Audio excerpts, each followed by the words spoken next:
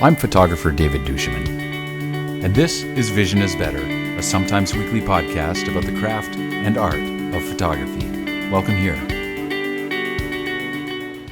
Hey, today I want to talk about zone focusing. There's a ton of really great mirrorless cameras out there that have the ability, either just directly or with an adapter, to use some really cool prime lenses. Now, this conversation applies to prime lenses only because you can't zone focus really with a, not the way I'm showing you, with a zoom lens. But if you want to take advantage of some of these great prime lenses, including some of the legacy glass that's available with the use of an adapter, I love the Leica glass. Obviously, there is a reason for that. Yes, it's very expensive, but the quality and the workmanship is just unbelievable.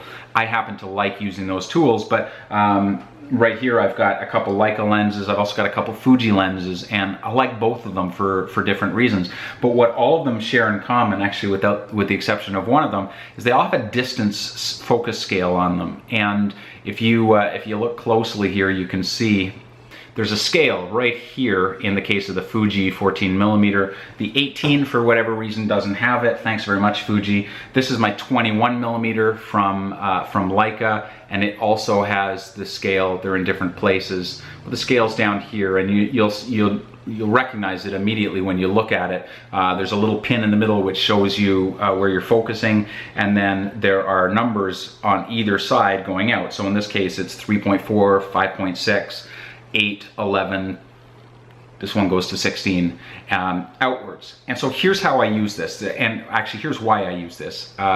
If I'm out photographing in the streets and I want to be fast and sort of unencumbered by my process, I don't always want to be picking up the camera and fiddling with focus and waiting for it to hunt. If I go out, and especially now that the ISO capabilities on our cameras are getting so good, I can go out at ISO 800 or 1200 or even 1600 or whatever with a fairly tight aperture and take advantage of zone focusing. So here's how you do it. Say you're going out and you're wandering the streets and you want to get everything from what you can touch to infinity in focus. Now, this is going to very much depend on the kind of lens you have. If you're photographing with a 90mm lens, no 90mm lens that I'm aware of has that kind of possible or potential depth of field. But for example, this 21mm, so the wider you get, the more depth of field in any given aperture.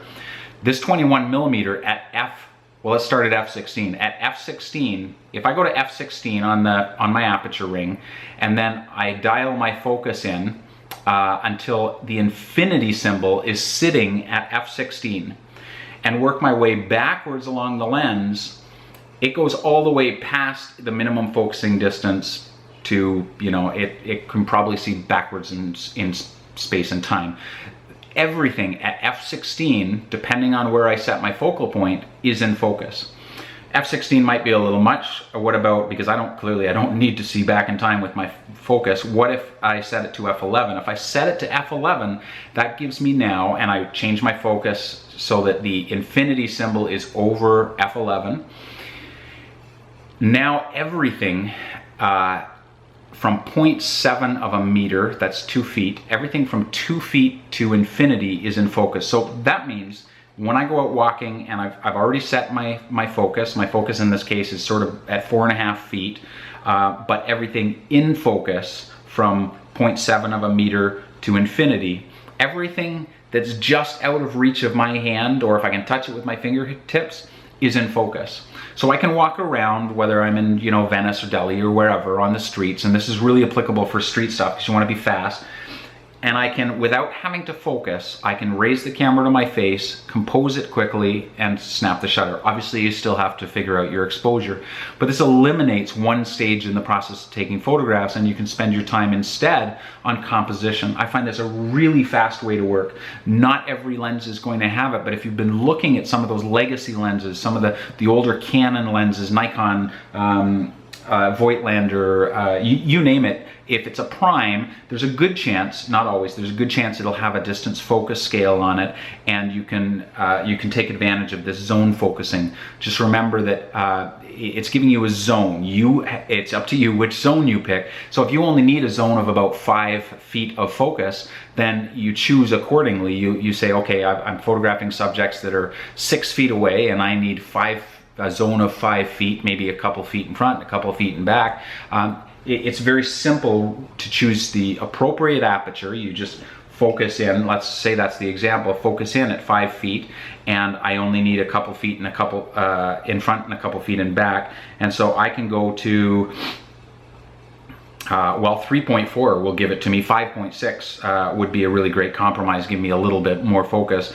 And now my lens is set to zone focus, and if you have to, you can tape it down with a piece of gaffer tape or something so that nothing moves. But I can wander around almost all day, unless it gets really dark. At f11, I'm gonna have to bump my ISOs up a little higher than I want. But for the kind of photography that I do when I'm walking around places like Venice or cities or wherever, and I'm aware I use the Venice example a lot, but that's the kind of photography that I do when I'm in Venice, and it's really, really simple for me just to pick it up and photograph. So if you want to take advantage of some of these primes and the ability of some of these really great new mirrorless cameras to use these primes, take a look at zone focusing, see if that helps you. And you know, if you're not quite there yet, or you're still kind of figuring out, do a compromise.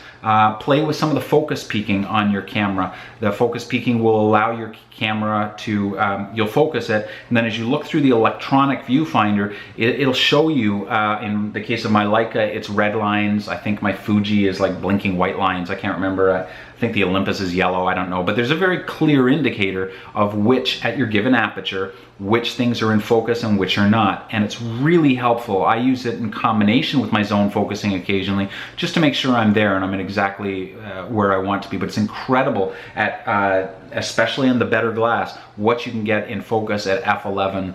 And with those wider lenses, we used to use depth of field, and we still do use depth of field to kind of isolate. So we want 1.2 or 2.8, but there's another way to isolate. If you're using a much wider lens, get in closer, and your main subject becomes larger relative to other subjects in the frame. They're still in the frame, but they're bigger relatively speaking. That's one way to isolate them and kind of call them out. Anyway, if you want to find me not on this YouTube channel, I'm at davidduchemin.com. This YouTube channel is brought to you by Craft and Vision, where you can get some excellent resources at, I think, an incredible value. I'm a little biased, I'm the publisher. Remember folks, gear is good, but vision's better. We'll see you next time.